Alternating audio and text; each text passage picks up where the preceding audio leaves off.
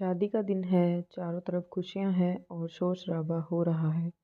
मेहमान भी कामों में लगे हैं। तभी लड़कियां बोलती हैं, दुल्हन आ गई। कितनी प्यारी लग रही है ये दुल्हन कोई और नहीं, ये हमारी अनीका थी। अनीका जिसकी शादी हिमांशु से हो रही थी। बचपन का प्यार था जो आज नए बंधन में बनने जा रहा था। हिमांशु एक जवान लड़का है और काफ़ी चार्मिंग भी, जिसका एक सपना है खूब पैसा कमाना और एक अच्छी ज़िंदगी बिताना। शादी की तैयारी खूब ज़ोरों शोरों से चल रही थी। तभी अनिका को कॉल आता है, जिसको सुन के अनिका भागी चली जाती है। वो हिमांशु के घर पहुंचती है, जहां हिमांशु उदास बैठा हुआ था। वो उसके पास जाती है और पूछती है, आज तो हमारी शादी है और तुम उदास हो रहे हो। हिमांशु बोला, डियर, मेरी नौकरी लग गई है और मुझे अगले हफ्ते ही जाना है। अनिका खुश होकर, ये तो अच्छी बात है, वैसे कहाँ लगी है। हिमांशु उदास होकर, सपनों की नगरी मुंबई, लेकिन मुझे पैसे की ज़रूरत नहीं है। ज़रूरत है जो मुझे मुंबई में काम आएंगे, और शादी में पहले ही बहुत खर्चा हो गया है। सारी जमा पूंजी ख़त्म हो गई है। अनिका उदास मन से रिक्शा रोकती है, फिर अनिका चली जाती है। वो रास्ते भर यही सोचती रहती है, कैसे हिमांशु की मदद करे। तभी कुछ गुंडे उस रिक्शे वाले को रोक देते हैं। ओ लड़की, जो सामान पड़ा है मेरे हवाले कर। अनिका उन्हें धक्का देकर वहाँ से भाग जाती है। गुंडे उसके पीछे दौड़ते हैं। तभी अनिका का पैर पत्थर से टकरा जाता है। अब लड़की हार मान लेती है और अपने गहने उतारने लगती है, मगर गुंडे गुस्से में थे। वो चाकू मारने वाले होते हैं। तभी एक हाथ उनकी तरफ बढ़ता है और उन्हें मारने लगता है। लड़की काफ़ी डरी हुई थी। वो भागने लगती है, मगर लड़के की चैन उसके पास आ जाती है, जो उसे बचाते हुए गलती से अनिका के पास आ जाती है। जैसे तैसे अनिका घर पहुंच जाती है। अनिका जैसे अपना हाथ देखती है, उसे एक चेन दिखती है। उसमें आकाश लिखा था। अनिका सोचती है, मुझे उसको थैंक्स बोलना चाहिए था। उसको उसकी गाड़ी का वो टैटू याद था बस। शादी शुरू होने लगती है। सब लोग दूल्हे का इंतज़ार कर रहे होते हैं। तभी दूल्हे का बाप आता है और बोलता है, माफ़ करना, वो हिमांशु ये चिट्ठी रख कर चला गया। लड़की का बाप बोलता है, कहाँ चला गया। चिट्ठी में लिखा था, माफ़ करना अनिका, मुझे मेरे सपने पूरे करने हैं, मुझे जाना होगा। मैं बहुत जल्दी वापस आऊँगा, मेरा इंतज़ार करना। चारों तरफ मातम का माहौल था। सब लोग लड़की को मनहूस बोल रहे थे। लड़की का बाप अनिका से बोलता है, मुझे पता था ये हिमांशु ऐसा ही कुछ करेगा, इसलिए मैं इस रिश्ते के खिलाफ था। अनिका सदमे में चली जाती है। उसे अभी भी विश्वास नहीं हो रहा था कि उसके साथ ऐसा हुआ है। जिसको उसने अपना प्यार समझा, उसके लिए उसके सपने ज़्यादा प्यारे हैं। जिस हिमांशु के लिए अनिका ने अपने सपने पीछे रख के हिमांशु के सपने को ज़्यादा महत्वपूर्ण समझा, उसी ने ऐसा जख्म दिया। अनिका सोचती है कि वो मुंबई जाएगी। अब वो अपना सामान बांधने लगती है। अनिका ने जाने का फैसला कर लिया है। वो अब जाने लगी है। हिमांशु के पापा जी ने बताया था, हिमांशु अपने चाचा जी के पास जाएगा। अनिका कुछ सोच रही थी, तभी ड्राइवर ने गाड़ी रोक दी। कंडक्टर बोला, टायर पंचर हो गया है, वक्त लगेगा। रात भी होने वाली थी। वो परेशान थी। उसने सोचा लिफ्ट मांगना भी अच्छा नहीं होगा। तभी एक गाड़ी आके रुकी। उसमें एक लड़का था जो मुस्कुरा रहा था और बोला, मैं आपकी कुछ मदद कर सकता हूँ। अनिका ने गुस्सा होकर बोला, मुझे नहीं चाहिए आपकी कोई हेल्प। और फिर अनिका अपनी बस को देखने लगी और बोली, भैया कितना टाइम लगेगा। वो कार वाला लड़का उसकी तरफ बढ़ रहा था। पास आकर बोला, तुम हमेशा मुसीबत में क्यों रहती हो। अनिका बोली, एक्सक्यूज़ मी, आप अपना रास्ता नापिए। लड़का बोला, मुझे कोई शौक़ नहीं है तुमसे बात करने में। मुझे वो चेन दे दो जो कल तुम्हारी मदद करते हुए तुम्हारे पास आ गई थी। अनिका ने उसकी गाड़ी को ध्यान से देखा तो उसमें वही टैटू था। उसने पूछा, आपका नाम आकाश है। लड़का बोला, मुझे ही आकाश कहते हैं। कल आपने थैंक्स नहीं बोला और भाग गई। उसने अपना ब्रेसलेट लिया और गाड़ी स्टार्ट करने लगा। अनिका ने पूछा, कहाँ जा रही हो? आकाश बोला, मैं मुंबई रहता हूँ, वहीं जा रहा हूँ। अनिका खुशी से, हाँ, मुझे भी वहीं जाना है। क्या मैं तुम्हारे साथ बैठ सकती हूँ? आकाश बोला, जी बिल्कुल। दोनों मुंबई के लिए जाने लगे। आकाश ने पूछा, तुम किसी काम से जा रही हो या घूमने? अनिका ने सोचा और बोला, रिश्तेदार रहते हैं वहाँ, मेरी उनसे मिलने जा रही हूँ। रात बहुत हो गई थी। दोनों रास्ते में रुक गए। होटल में गए तो वहाँ कोई कमरा नहीं था। सीज़न की वजह से सारे होटल फुल थे। दोनों परेशान हो गए। अनिका गाड़ी में सो गई। थोड़ी देर बाद आकाश आता है और बोलता है, कमरा मिल गया, चलो। अनिका ने घबराते हुए पूछा, 2 रूम लिए हैं। आकाश ने सोचा और कहा, अरे तुम चलो पहले अंदर पहुंच के। दोनों ने चाबी ली और चले गए। तभी पीछे से मैनेजर ने अनिका को बोला, सुनिए मैडम जी, आपके हस्बैंड की जैकेट रह गई है रिसेप्शन में, उसे उठा लो। अनिका थोड़ा नींद में थी। उसने मैनेजर की बात को ध्यान से नहीं सुना और जैकेट लेके कमरे में चली गई। तभी वेटर आया और बोला, हैप्पी हनीमून सर। अनिका गुस्से में बोलती है, क्या बोला है वेटर? आकाश हंसते हुए, क्या करता मैं? कहीं रूम नहीं मिल रहे थे तो यहाँ रुकने के लिए शादीशुदा होना ज़रूरी था, तो झूठ बोल दिया। अनिका घबराते हुए, तुम अपने रूम में जाओ, यहाँ मैं सोऊंगी। आकाश ने कहा, यार जब कपल बोला है तो अलग अलग रूम कैसे मिलते? अनिका बोलती है, अब क्या होगा? आकाश बोलता है, तुम बेड पे सो जाओ, मैं सोफे पे सो जाऊंगा। अनिका रात भर सोचती रही, कहाँ फंस गई। वहीं हिमांशु को भी पता चल जाता है कि अनिका भी मुंबई आ रही है। वो खुश होता है। उसे लगता है अनिका ने उसको माफ़ कर दिया। सुबह होते ही अनिका और आकाश मुंबई के लिए निकल जाते हैं। आकाश माफ़ी मांगता है और बोलता है, मैं तो गाड़ी में भी सो जाता लेकिन तुम्हें परेशानी होती गाड़ी में सोने से, इसलिए झूठ बोल के रूम लिया है। लेकिन अनिका तो हिमांशु के बारे में सोच रही थी कि आखिर कैसे वो हिमांशु को वापस लाए। वहाँ हिमांशु भी इंतज़ार कर रहा होता है कब अनिका आए और वो उससे माफ़ी मांगे। वो खुशी से पागल हो रहा था और अपनी बाइक से एक गाड़ी को टक्कर मार देता है और पुलिस हिमांशु को जेल में बंद कर देती है। फाइन 2 या 1 हफ्ते की जेल। पैसे उसके पास थे नहीं तो जेल में रहना मजबूरी था उसकी। वहाँ आकाश और अनिका मुंबई पहुँच गए थे। आकाश पूछता है, कहाँ रहते हैं आपके रिश्तेदार? मैं आपको वहीं ड्रॉप कर देता हूँ। अनिका घबराते हुए, मैं चली जाऊँगी, मुझे स्टेशन पर ड्रॉप कर दो। फिर वह नंबर मिलाती है तो नंबर बंद आ रहा था क्योंकि मोबाइल तो पुलिस कस्टडी में था। और आकाश बोलता है, क्या हुआ, आपके रिश्तेदार आ नहीं रहे? अनिका बोलती है, मोबाइल बंद आ रहा है। आकाश बोलता है, अनजान शहर में कहाँ जाओगी तुम? ऐसा करो, मेरे साथ चलो मेरे घर, मेरी मम्मी बहुत अच्छा खाना बनाती है। जैसे नंबर मिलता है आप चले जाना। अनिका के पास और कोई रास्ता नहीं था। वो आकाश के साथ उनके घर चली जाती है। वहाँ आकाश की फैमिली में आकाश के पापा, मम्मी और चाचा जी रहते हैं। वो घर जाते हैं। आकाश की फैमिली अनिका का वेलकम करती है। अनिका खुश थी उसकी फैमिली से मिलके, मगर वो यहाँ हिमांशु से मिलने आई थी। उधर हिमांशु भी जेल में अनिका को याद कर रहा था। थोड़ी देर में आकाश के घर की घंटी बजती है।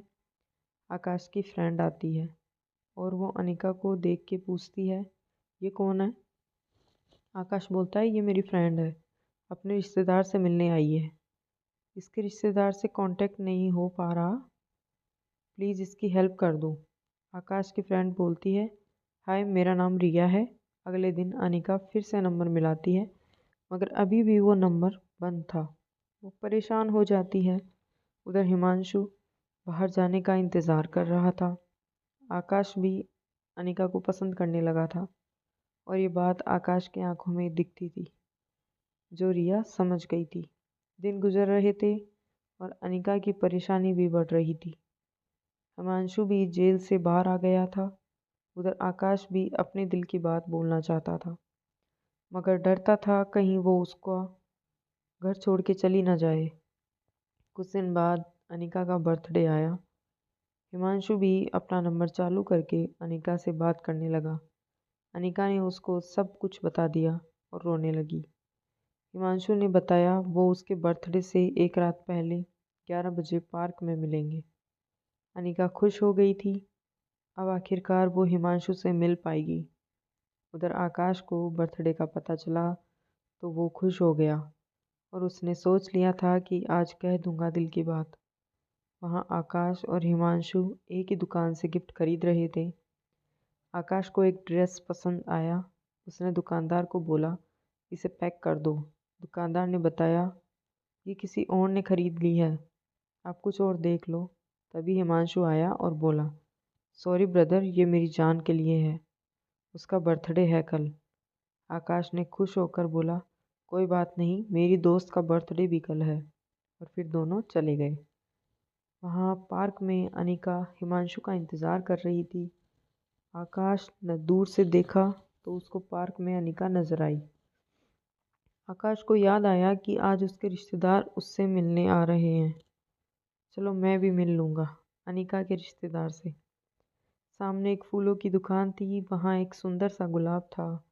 वो जैसे उसकी तरफ गया, उसके उठाने से पहले कोई और उठा ले गया। और ये क्या, ये तो हिमांशु था। हिमांशु मस्ती में बोलता है, पसंद बहुत मिलती है हमारी, रब का शुक्र है लड़की में नहीं मिलती। आकाश हंसते हुए, अच्छा मजाक करते हो भाई। और फिर हमें हिमांशु फूल लेके चला गया। आकाश ने दूसरा गुलाब पसंद किया और चला गया। तभी आकाश के घर से कॉल आया और बात ख़त्म करके आकाश पार्क की तरफ चला गया। वो सोच लेता है आज दिल की बात तो बोलूँगा। फिर वो पार्क की तरफ चला जाता है। वहाँ जाते ही उसे सदमा लगता है जब वो हिमांशु और अनिका को साथ देखता है। उसके हाथ से फूल नीचे गिर जाते हैं और उसका दिल टूट जाता है। अनिका आज बहुत खुश थी, उसके होने वाले जीवन साथी उसका साथ था। इस हसीन लम्हे को उसने अपने कैमरे में कैद कर लिया। उधर आकाश का दिल टूट चुका था, मगर वो खुश भी था। उसको हिमांशु जैसा अच्छा साथी मिला है जो उसे बेइंतहा मोहब्बत करता है। हिमांशु अपना तोहफा अनिका को देते हुए बोला, ये मेरी तरफ से मेरे दिल की रानी के लिए। दोनों ने बहुत सी बातें की और फिर हिमांशु अनिका को अपने साथ चलने के लिए आग्रह करता है। लेकिन अनिका बोलती है, जिस परिवार ने मेरा इतना साथ दिया उस मुश्किल वक्त में, जब मेरा इस शहर में कोई नहीं था, मैं उनसे मिलके कल तुम्हारे साथ चलूँगी हिमांशु। हिमांशु भी संतुष्ट था। तभी अनिका बोली, आकाश बहुत अच्छा लड़का है। हिमांशु हिचकिचाते हुए, कौन? आकाश। अनिका ने हिमांशु को पूरी बात बताई, मगर होटल वाली नहीं बताई। शायद उसको लगा हो कि हिमांशु गुस्सा न हो। फिर अनिका आकाश के घर आ गई। लेकिन ये क्या, वहाँ तो हंगामा हो रखा था। आकाश ने शादी कर ली। हर कोई यही बोल रहा, लेकिन किससे हुई आकाश की शादी? वो अभी सोच रही थी, तभी आकाश की मम्मी अनिका को देखते ही उसको प्यार करने लगी और बोलने लगी, आकाश ने अच्छा नहीं किया तुम्हारे साथ, मैंने बहुत डांटा उसको। अनिका अजीब कश्मकश में थी, आखिर ये सब क्या चल रहा है। तभी चाचा जी बोले, बेटा जिस होटल में तुम दोनों रुके थे वहाँ मेरे दोस्त और उनकी बीवी भी रुके थे। वो आकाश को जानते हैं, मगर आकाश नहीं जानता उन्हें। उनका आज ही कॉल आया, उन्होंने ही बताया। फिर आकाश ने भी कुछ नहीं बताया। आखिर शादी कैसे हुई तुम्हारी? लेकिन मुझे पता है आकाश ने तुम पे दबाव बनाया होगा शादी करने के लिए। वो सीधे आकाश के पास चली गई और आकाश खिड़की से बाहर देख रहा था। उसने अनिका को आते हुए देखा तो उसको जन्मदिन की मुबारकबाद देने लगा। और लेकिन अनिका बहुत गुस्से में थी। उसने आकाश के गाल में 2 थप्पड़ जड़ दिए। आकाश चुपचाप खड़ा रहा, क्योंकि जो दर्द उसके दिल में था उसके सामने ये दर्द बहुत कुछ कम था। अनिका बोली, आज मैं बहुत खुश थी क्योंकि मुझे मेरा प्यार मिल गया था, लेकिन तुम्हारी बेवकूफ़ी की वजह से मैं परेशानी में आ गई हूँ। वो लोग हम दोनों को शादीशुदा समझ रहे हैं और मैं कल हिमांशु के साथ जाना चाहती हूँ। कृपया अपने घर वालों को समझाओ और सच्चाई बताओ। आकाश चुपचाप चला गया। अनिका सिर पकड़ के रोने लगी। वो कुछ सोच रही थी, तभी उसके पैर के नीचे कुछ महसूस हुआ। एक कागज़ का टुकड़ा था जो आकाश के जेब से गिर गया था। उसने जैसे पढ़ना शुरू किया, उसके होश उड़ गए। वो प्रेम पत्र था जो आकाश ने अनिका के लिए लिखा था और उसमें आकाश की प्रेम भावना थी जो अनिका के लिए महसूस करता था।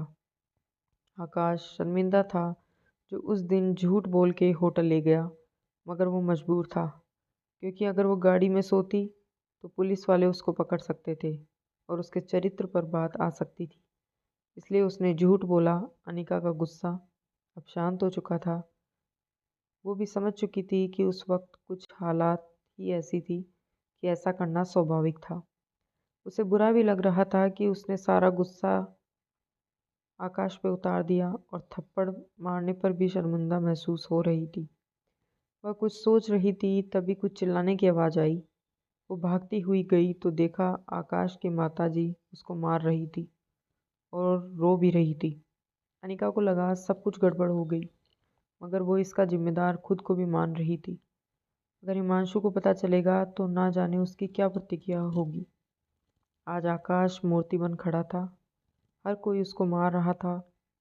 रात के वक्त अनिका आकाश से मिलने जाती है और माफ़ी मांगती है। आकाश मजाक करते हुए बोलता है, कल से तुम नहीं होगी मुझे परेशान करने के लिए। अनिका को उसके मजाक से बुरा लग रहा था क्योंकि वो जानती थी अगर वो उस दिन आकाश से लिफ्ट नहीं मांगती तो आज आकाश को ये सब नहीं सहना पड़ता। अनिका आकाश से बोलती है, कल मुझे मेरे दोस्त के घर छोड़ देना।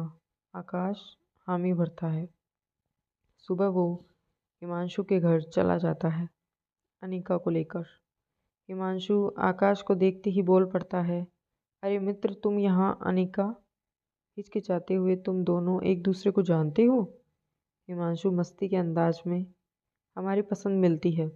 उस दिन इसकी दोस्त का जन्मदिन था। अरे हाँ, कहीं वो तुम तो नहीं? अनिका दुखी मन से हामी भरती है। हिमांशु आकाश और अनिका को घर के अंदर ले जाता है और तीनों बातें करने लगते हैं। अनिका हिमांशु से बोलती है, तुम यहाँ अकेले रहते हो? हिमांशु बोलता है, नानी और मामा मम्मी हैं साथ में। बड़े मामा और मम्मी जी अपने किसी दोस्त के घर गए हैं। अरे तुम तो कभी मिली नहीं मेरे बड़े मामा जी से। पहले विदेश में रहते थे, अब अपने वतन आ गए हैं। थोड़ी देर बाद आकाश भी चला गया। अनिका भी खुश थी हिमांशु से मिलके, मगर वो सोच रही थी कि कैसे वो हिमांशु को वापस ले जाए अपने साथ। आकाश अब घर लौट आया था, मगर वो बेचैन था। शायद वो अपनी दिल की बात अनिका को बताना चाहता था, लेकिन उसको नहीं पता था अनिका सब जानती है। अनिका हिमांशु से बोलती है, मेरा यहाँ और दिन रुकना अच्छा नहीं है। तुम ये बताओ मैं किस रिश्ते से रुकूं यहाँ? हम दोनों की सिर्फ सगाई हुई है, ना कि शादी। अनिका गुस्से में कहती है, अगर तुम शादी के दिन भागे नहीं होते तो आज हम एक पवित्र बंधन में होते।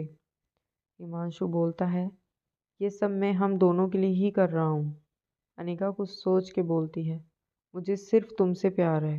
हम दोनों अपने गांव में भी खुशी खुशी रह सकते हैं। हिमांशु गुस्से में बोलता है, मेरा दम घुटता है उस छोटे शहर में। मैं कुछ बड़ा करना चाहता हूँ अपनी ज़िंदगी में। अनिका सोच में पड़ गई। जिस हिमांशु को वो जानती थी उसकी सोच इतनी छोटी नहीं थी। वो चुपचाप यहाँ से चली गई। अब वो वापस अपने गांव जाना चाहती थी। जिसके लिए वो यहाँ आई थी उसे तो बस अपने सपनों की फिक्र थी, उसके नहीं। अनिका सोचती है, हमेशा लड़की को ही क्यों अपने सपनों की बलि देनी होती है। उसका दाखिला शहर के अच्छे कॉलेज में हो गया था, मगर हिमांशु की मोहब्बत ने उसको जाने नहीं दिया। और उस वक्त हिमांशु भी नहीं चाहता था कि अनिका शहर जाए। उस वक्त तो हिमांशु ने अनिका को मोहब्बत का वास्ता देके रोक दिया, लेकिन जब खुद के सपनों की बारी आई तो कहा, हिमांशु की मोहब्बत कहाँ गई?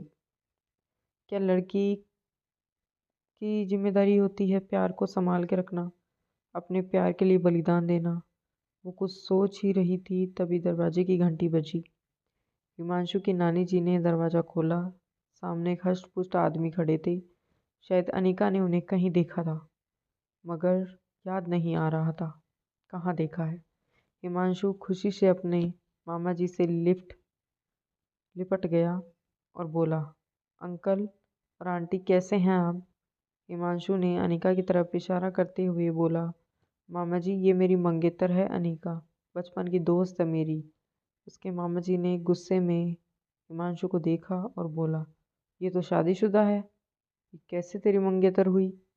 हिमांशु आश्चर्य से बोला, नहीं मामा जी, इसकी शादी मुझसे होनी थी पिछले महीने, मगर मुझे उसी दिन नौकरी के लिए यहाँ बुला लिया गया, तो मुझे शादी छोड़ के आना पड़ा। मामा जी गुस्से से अनिका की तरफ देखते हुए बोले, इसने मेरे दोस्त के भांजे के साथ शादी की है, जिसका नाम आकाश है। ये दोनों उसी होटल में रुके थे जिस होटल में मैं और तुम्हारी मामी जी रुके थे। हिमांशु ने बिना सोचे समझे अनिका का हाथ पकड़ा और घर से बाहर की तरफ धक्का दिया और बोला, शर्म नहीं आई तुम्हें ये सब करने में? मैं शादी छोड़ के क्या आया, तुमने शादी किसी और से कर ली? वाह क्या मोहब्बत है तुम्हारी। अनिका ने हिमांशु को सब सच बताया, मगर हिमांशु कुछ सुनने को तैयार ही नहीं था। हिमांशु ने आकाश को कॉल किया और आकाश भागता हुआ चला आया। वो जैसे ही अनिका के पास गया, अनिका ने आकाश का हाथ हटाते हुए बोला, बहुत खुशी हो रही होगी तुम्हें, तो यही तो चाहते थे तुम। लेकिन एक बात याद रखना, मैं तुमसे कभी प्यार नहीं करूँगी, क्योंकि मैं नफरत करती हूँ तुमसे। अनिका इतना गुस्से में थी कि वो क्या बोल रही थी उसे वे खुद भी नहीं पता था। हिमांशु ने अनिका का बैग आकाश के हाथ में थमा दिया और बोला, चले जाओ यहाँ से। आकाश ने हिमांशु को समझाया कि वो सब एक गलत फहमी थी, इसमें अनिका की कोई गलती नहीं। हिमांशु गुस्से में उसके और अनिका के बारे में अभद्र बातें करने लगा। आकाश गुस्से में हिमांशु को मारने लगा। हिमांशु का सिर दीवार में जा लगा और खून आने लगा। आकाश ने हिमांशु की कमीज का कॉलर पकड़ के बोला, बस इतना ही प्यार था तेरा जो एक गलतफहमी से टूट गया? कुछ तो भरोसा करता अनिका पर। बहुत प्यार करती है वो तुझसे, लेकिन तुझे कदर नहीं है उसकी। एक बात याद रखना, जब तुझे तेरी गलती का एहसास होगा, शायद तब पछताने के अलावा तेरे पास और कोई दूसरा रास्ता नहीं होगा। अनिका तो जैसे मूर्ति बन गई हो। आकाश ने उसका हाथ पकड़ के गाड़ी में ले गया। आकाश सोच रहा था, अगर इसे घर ले गया तो घर वाले बहुत सारे प्रश्न करेंगे जिनके जवाब मेरे पास भी नहीं है। फिर वो गाड़ी अनिका के गांव की तरफ मोड़ देता है। अनिका घबरा के पूछती है, कहाँ ले जा रहे हो? आकाश गुस्से में, जहाँ से ये कहानी शुरू हुई थी, तुम्हारे गांव। अनिका उदास मन से बोलती है, मुझे रास्ते में ही छोड़ दो, मैं किस मुंह से माँ के सामने जाऊंगी।